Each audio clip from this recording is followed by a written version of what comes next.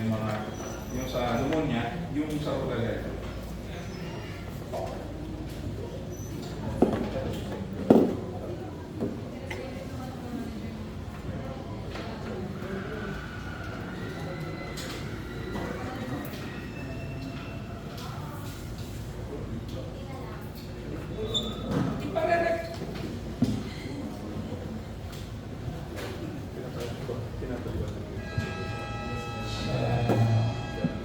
Nadako na po tayo sa unang pagbasa. Hindi natapos na gawain, yaya wala po sa pagbasa.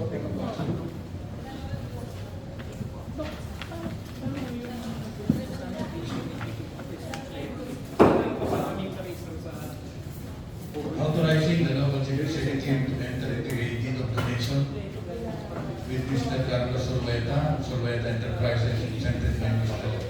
Saldin Anthony Sorveta by virtue of special power of attorney, executed by Mr. Carlos M. Sorveta, pertaining to a 14,487 square meter lot covered by TCT number 050-NT-68853, situated in Sorveta subdivision, Awayan Bugtong, Mayba, Nueva Ecija.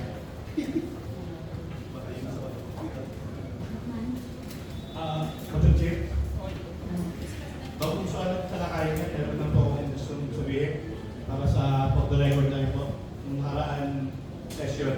Magamat, ngunit subalit at po, hindi nga tuloy kayo sesitahin. Pero tayo po'y dumating dahil galing nga po sa mga barangay, doon po naman ako consultation na pag-uusap. Nalit lang po, kaya hindi po natuloy ang session po. Salamat po, Madam Chair. Salamat, Sir.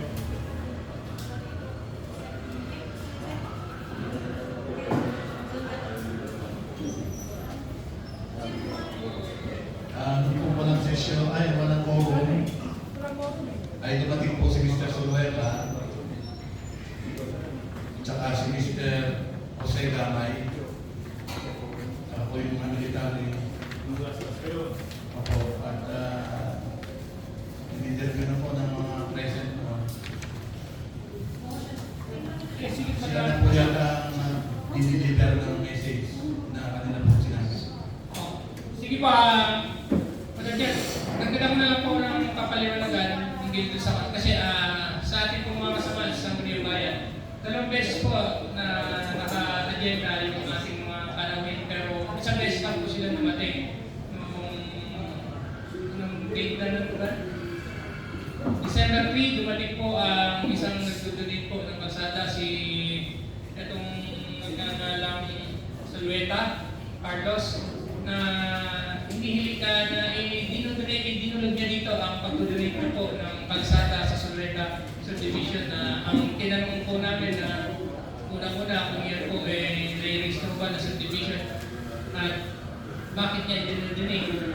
Ang sagot po naman ni Mr. Sorveta, hindi na po nai-register na Sorveta subdivision yung kanilang lupa at gusto na daw po nilang i-donate ng kanilang pamilya para pagpatuloy po ang mga paggawain pang kalsada sa subdivision na yun. Kaya inabuti po namin na kausapin na bagamat hindi po kami kumpleto, tinanong na po namin yung ating resource speaker, si Ginoong Sorveta.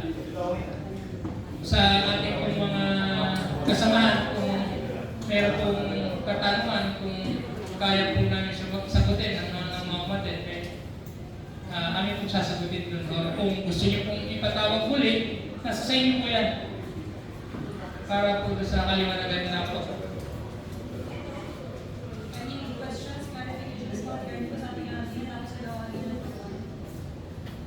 Ngayon yung wala na po ay natin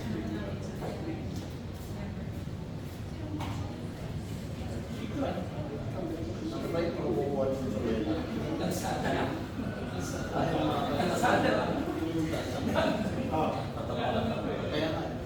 Sige, tanong para Madam Chair, pwede pong makahingi ng paliwanag dito sa doon kung ano yung pag-usapan po nila ng magdodonate. Actually po, tinanong lang din po namin sapagkat sa amin pong dalawa, wala po kami na mag-usap. Nung nandito po siya, hiniling ko na lang po sa ating presiding officer at paliwanag niya na kung may involved na pera yung pag-donate at anong klase yung i-donate niya na lupa. Unang-una po, unang tanong ko rin po sa ating Sir Speaker, kay Ginong Salveta, may involved ba na pera ang ating bayan? Wala naman daw kung ibabayaran sa kanya. Kasi sabi ko, nagtataka ako sa lahat po na nag-donate. Ngayon lang may nag-donate ng lupa sa pagkakapakalaga ng mga lupa. Kadalasan, kinukuha yung lupa, hindi dinodonate. Ang sabi niya, dinodonate na ng pamilya Soleta ang lupa sa Soleta. Ang location ay dinodonate niya po, ito po yung mga kalsada. Yun lang po na may sukat po doon sa kanila na 14,287 square meter. Ang tingin ko po, ito po yung kabuuan ng mga kalsada po sa Soleta. Para kasi, pag hindi po yan na-donate, hindi po pwedeng gawan ng mga concreting o kasukan ng mga proyekto ng gobyerno tayo sa batas na migran. Yun lang po. Yun lang. Pero any money, wala po sinabi doon. Madam Chair. Salamat po, Madam Chair. Ito po yung wala pong pinagkaiba kung saan nakikita niyo po. Yung portion po doon na naisemento na. Ang una ay na-donate din niya. Una ko kasi hindi pwede ito gawin. Hindi pwede pakilaman o humingi ng tulong lumapit sa LGU para kapagawa. Kaya yung mga nauna ko na i-donate, nag-request, nagawa naman ng paraan para mapasemento mga po yun. Ito rin po yung bagay nito, pinakataan, siguro para magkaroon ng ayusan, kung magkaroon ng pagkakataon, mapasemento mga po yung kasada ngayon. Salamat po, Madam Chair. Maraming salamat po, Mr. President. Pero kung katanungan ng ating mga kung wala na yung Madam Chair. Councilor Karen. Final question lang. May nabanggit po ba sila na possible project na kanilang gustong mangyari sa ito? O wala lang? Sa pagtatanong po namin, Councilor Carlos, hindi po kami dumako sa proyekto sapagkat ang isang ipilit lang po kung ito po yung pag-donate niya talagang tao sa puso niya walang kapalit. Yun po. Pero tingin ko po, yun po siguro yung purpose kapag ang humihiling po sa atin dito na bigyan ng isang kapangyarihan yung punong bayan. Hindi natin alam kung ano po, wala naman nakasama sa budget natin. Siguro, mismong mga mamamayan doon ang hihiling na para sa proyekto po doon. Salamat po, Madam Chair. Salamat po sa ito. Maraming salamat. Madam Chair, nakalagay po kasi dito sa resolution, yung area is 14,287 square meters. Tapos may lot number, tapos kalsada lang. Bakit isang kasi nakalagay yung lot number dapat. Hindi, kasi po, yung land number po niya, kabuuan po ng sukat ng Soleta Subdivision. Ang dinivide lang po niya, sinukat po nila lahat ng kalsada lang na sukat. Kumbaga, mother title po yung nakalagay. Kaya po ganyan siguro yun. Kaya may land number. Ayun nakatax na. Yung ang lahat po, yung malaki. Tsaka, kasunod na tanong Madam Chair, actually kaya yung kanilang yung area sa laki ng kalsada, hindi lang 14,000. Ano po bang sabi? Kaya lang po, ang ganito po hindi malamang po ito hindi accurate sapagkat ang pamilya Soleta, ito po yung dinodonate lang nila. Kaya hindi naman po natin pwedeng sabihin na i-donate na po lahat ng kalsada. Kaya hindi po siguro nila tinotal. Kung naalala niyo po, meron tayong ginawa, di ba may bonbon na may donate na rin sila na isang lupa nila doon na kalsada din. Parang siguro, ditong pangalawa, naisip nila, hilig siguro ng mamamayan doon sa may harap nila na donate nyo na to para kahit pa paano kami na mismo mamamayan ang gumalaw dito. Parang ganoon kasi sa pagkakalam ko, pangalawang pagbibigay ng pamilya Soleta to na i-donate yung mga lupain nila po doon sa Soleta Subdivision. Kaya siguro ito pa lang po ang kung ito 14,000, malamang yan lang po muna yung kanya. Yan po muna, hindi pa po yung kabuuan. Kasi tama po kayo, kasi maluwang yun eh. Para sa 14,000 lang na daan sila nagbibigay. Baka dito lang sana. Pero pwede ba Madam Chair. Secretary, baka pwede nyo lang makilala sa Secretary members yung plano wala yan kasi ng copy ng plano. Sinend ko lang po sa GC. Yung pong dinodonate nila ng 14,000 square meters, ito po yung mag-uugnay dun sa, alam niyo po yung papasok sa San Roque? Yung pong, ilan po siya padre, may pakaliwa po doon.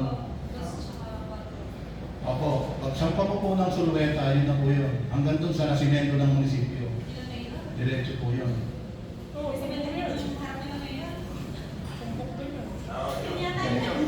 Yun. Ito po makikita ninyo sa plano na sinend ko sa GC. Madam Chair. Madam Chair. Nandun din po sa communication.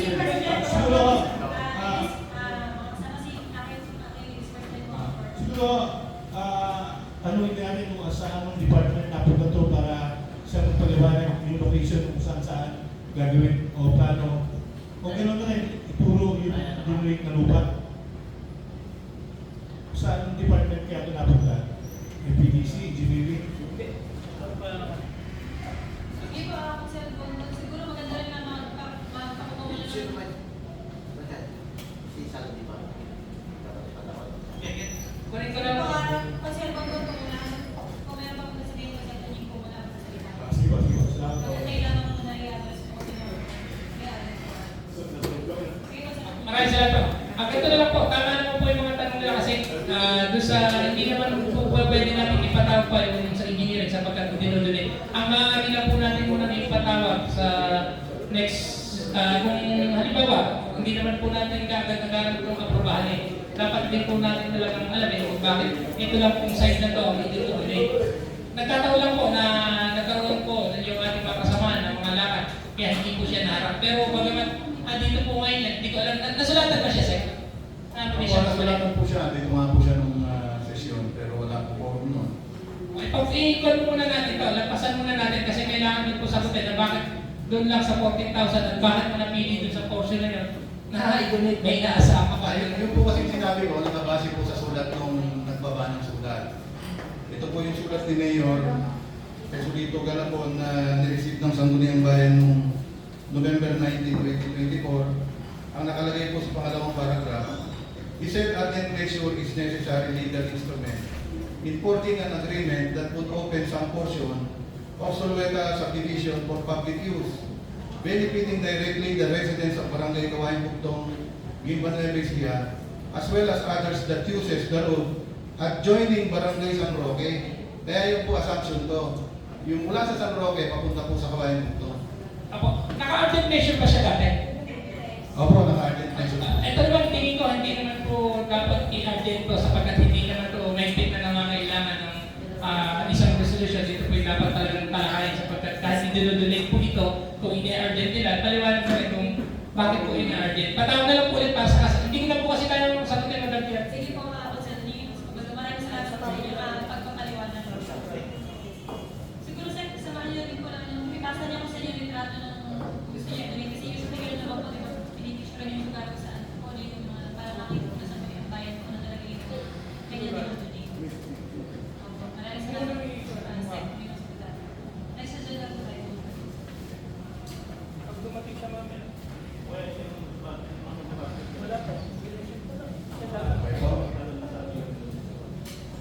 Ang pangalawang resolution accrediting, recognizing Central Luzon Empowered Association Ready for Development, LEAR, as non-government organization in the municipality of Pinla with office address of LND Gimban Nueva. Ang sponsor po nito, SPM Giancarlo Tigison, Chairman Committee on Rules, and SPM Remedios Diagaro, Vice Chair.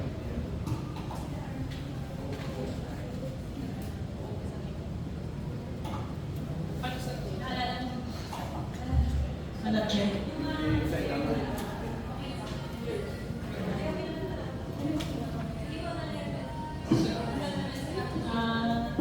Noong nakaraang December 3,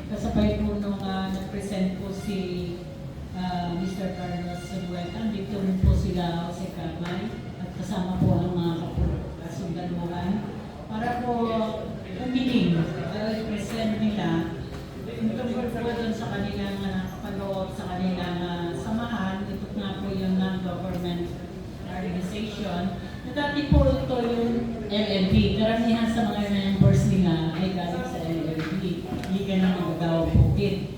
Ngayon, ang ano po dito ay may miyembro sila kay na 3,000. Ayun po kay Sir Gamay. Sila po yung mga miyembro na hindi naman ano sa atin na sila yung mga naligaw. Hindi naman sila lahat naligaw noong panahon na nandito po yung mga alam naman po natin. Kaya sila ay nagbago naman, naglalaki po sila. Kaya ngayon nagbuo sila ng isang samahan. Ito nga po yung tinatawag nating CLEAR or Central Luzon Empowered Association, Ready for Development. Ayun naman sa kanila, para lang po sila ay matulungan nila yung kanilang mga kasamahan. Kaya binuo ito at humihingi po sila ng resolution para ma-accredit at ma-recognize po sila. At makakuha rin po, makahiling pagdating ng araw ng pondo para sa kanilang samahan. Ilan naman po na-explain po ni Sir Gamay. Matatanda. Okay, kung maraming salamat. Kung wala na matanong yung mga kasamahan, maraming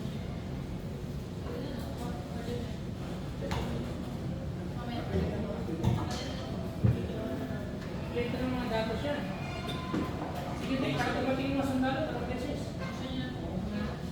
So, Madam Chair, nais ko pong ilumpahin ang resolution at pending or recognizing Central Luzon Empowered Association ready for development of CLEAR as non-government organization in Negros, the Municipality of Quimba, with the office address at LMB Liwanag ICI ay atin na pong aprubahan. Is there an objection to the motion of Councilor Rex-Gardo? Hearing none, please voted by all members present. President Bono, motion approved. Chair, pwede po bang makahiling mo na recess? Sige po, Councilor. Medyo makahiling. Kung wala naman yung mga bisita pa po ba tayo sa secretary?